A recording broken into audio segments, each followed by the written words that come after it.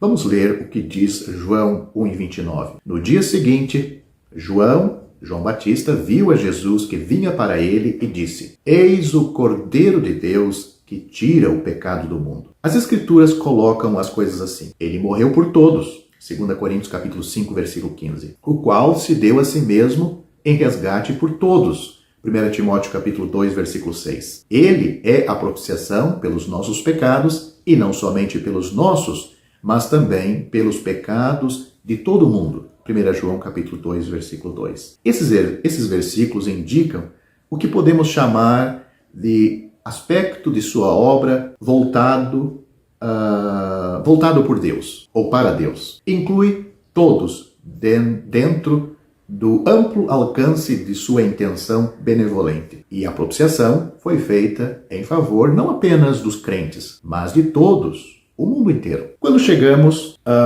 não à intenção ou à direção da sua obra, da obra de Cristo, mas aos seus resultados reais, encontramos as coisas colocadas de forma diferente. Quando vemos as coisas na maior escala possível e pensamos imperialmente, no melhor sentido da palavra, João capítulo 1, versículo 29 realmente se aplica, mas isto está de acordo com o fato de que o pecado e tudo o que é eternamente identificado como encontrado em sua parte no lago de fogo. Se pensarmos nas coisas em detalhes, não podemos dizer que Cristo carregou os pecados de todos, pois a Bíblia, a Escritura, ou as Escrituras diz que ele levou em seu corpo os pecados dos crentes no madeiro. 1 João capítulo 2, aliás, 1 Pedro capítulo 2, versículo 24. Por isso é que novamente nós lemos: Cristo se ofereceu uma vez para tirar os pecados de muitos. Hebreus capítulo 9, versículo 28. Não diz tirar os pecados de todos. Graças a Deus que nos encontramos entre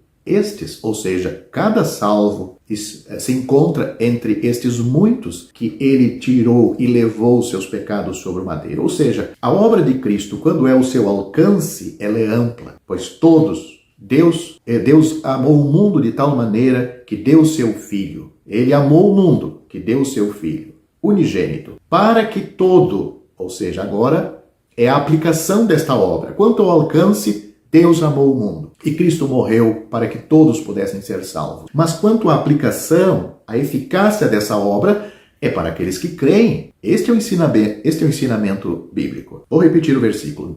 Porque Deus amou o mundo de tal maneira que deu o seu Filho unigênito para que todo aquele que nele crê não pereça, mas tenha a vida eterna. João capítulo 3, versículo 16. O apóstolo Pedro, falando aos religiosos da sua época, religiosos, mas não salvos, que fora de Cristo não há salvação. Note o que ele disse: e em nenhum outro há salvação, porque também debaixo do céu nenhum outro nome há dado entre os homens, pelo qual devamos ser salvos. Isso está registrado em Atos capítulo 4, versículo 12. É somente sobre esta base e nenhuma outra que você pode ser salvo. Se você deve ser salvo, então o pesado fardo dos seus pecados precisa ser removido. Se o pesado fardo precisa ser removido, a pena pelo pecado precisa ser aplicada em alguém. Se a pena pelo pecado precisa ser aplicada em alguém,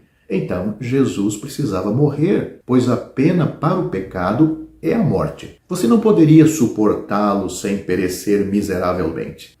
Assim disse o apóstolo João: pelo seu nome vos são perdoados os pecados. 1 João capítulo 2, versículo 12. Não pelas obras que você possa praticar, nem pela sua moralidade, mas pelo nome de Jesus. A resposta não poderia ser mais simples. A misericórdia flui hoje mesmo. Não por meio de alguma relíquia em alguma cidade santa, nem por meio do toque de alguma mão santificada, mas de um vitorioso e ressuscitado Cristo no céu. Pode-se ter acesso a Ele estando em qualquer lugar. Toque nele, ou, em outras palavras, se preferir, creia nele, e você será salvo. É somente pela fé. As Escrituras são conclusivas quanto a este ponto. A salvação não é por meio das obras, nem por fé e obras combinadas, mas somente pela fé. Note o que as Escrituras diz sobre isso de uma maneira clara, transparente, que até uma criança pode entender. Porque pela graça sois salvos. Porque pela graça sois salvos por meio da fé. Isto não vem de vós, é dom de Deus. Não vem das obras, para que ninguém se glorie. Esses dois versículos claros e maravilhosos estão em Efésios, capítulo 2, versículos 8 e 9. Mas preciso alertar que há ou existe multidões de pessoas que creem no que ouvem acerca de Cristo e do Evangelho, mas que nunca creram confiadamente no Senhor Jesus para a sua salvação. Talvez você diga admirado, o que quer dizer com isto? Não parece haver muita diferença? Pelo contrário, existe uma diferença da máxima importância.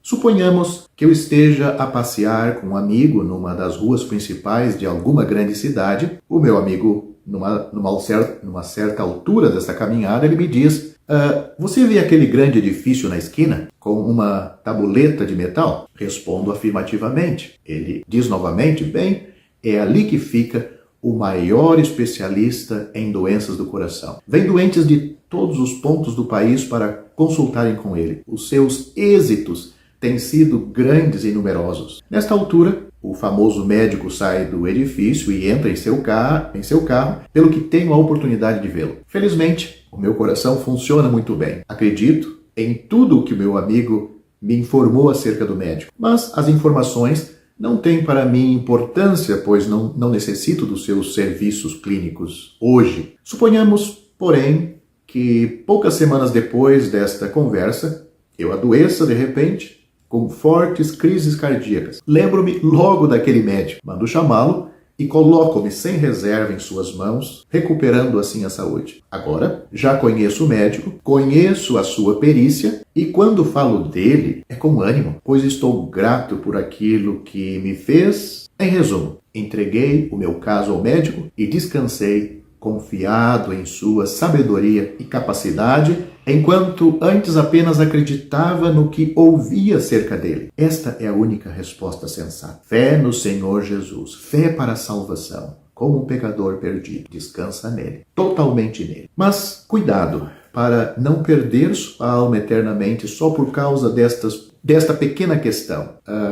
O tempo, ou quando. Note o que a Bíblia diz. Eis aqui agora o tempo aceitável. Eis aqui agora o dia da salvação. 2 Coríntios capítulo 6, versículo 2, note, agora é o tempo aceitável, agora é o dia da salvação. Vá ao Senhor Jesus pela fé. Portanto, se como pecador perdido aos olhos de Deus, você tiver crido de todo o coração, tiver aceitado o Senhor Jesus como tendo sofrido na cruz por todos os pecados cometidos por você e tendo ressuscitado para a sua justificação, então o Cristo na glória é aquele em quem você está agora firme e seguro. Você está nos ombros e nas mãos do bom pastor, e ele nunca o deixará de assim conduzir até que o tenha introduzido no lar celestial. Se assim verdadeiramente creu, você já foi feito membro do corpo de Cristo, a igreja verdadeira, ligado ao seu Senhor pelo Espírito Santo. E agora, a caminho do lar, ele se alegra em reunir os seus em torno de si, fora do arraial, ou seja, do sistema religioso, da cristandade dos nossos dias, reunido em torno de si e ao seu nome exclusivamente, até que ele volte para levar-nos todos a este lar, para estarmos sempre com ele e sermos semelhantes a ele, por todo sempre, na glória, para o seu eterno louvor.